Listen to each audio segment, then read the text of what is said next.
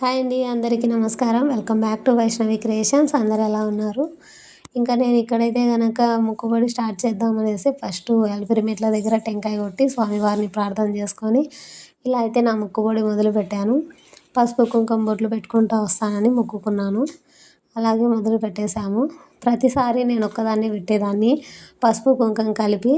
కానీ ఈసారి మా బాబు నేను కూడా చేస్తాను అన్నాడు. సరే వీడు ఎంతసేపు పెడతానులే, పెట్టని, వాడి ముచ్చట ఎందుకు కాదని అనేసి నేనైతే ఇచ్చాను.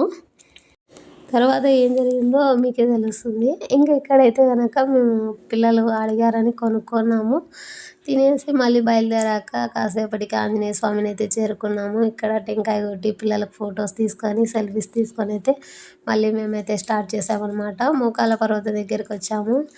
ఏం చేశాడంటే మా బాబు కింద స్టార్ట్ చేయడము ఎండింగ్ వరకు ఎవ్వరికి పసుపు కుంకుమ గిన్నె అయితే ఇవ్వలేదు.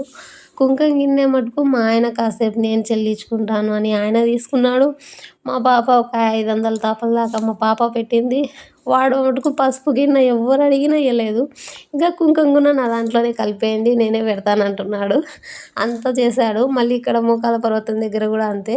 మోకాల పర్వతం స్టార్టింగ్ నుంచి ఫస్ట్ గోపురం వరకు మోకాల మీద నడుస్తూ అయితే బొట్లు పెట్టాడు. ప్రతి మెట్టుకు బొట్టు పెట్టుకుంటూ అలాగే గోవిందనామాలు పలుకుతూ అయితే వాడు చేశాడు. నిజంగా మొక్కుబడి నేను మొక్కుకున్నాను, కానీ చెల్లించింది వాడే. అమ్మ కోసం కొడుకు చేశాడని అనుకున్నాను. నిజంగా చాలా హ్యాపీగా అనిపించింది. నా పిల్లల వల్ల, మా ఆయన వల్ల నేనైతే హ్యాపీగా ఎటువంటి ఆటంకాలు లేకోకుండా ప్రశాంతంగా మొక్కుబడి అయితే చెల్లించుకున్నాను. ఇది ఇప్పటి వీడియో. నెక్స్ట్ వీడియోలో మళ్ళీ కలుసుకుందాం.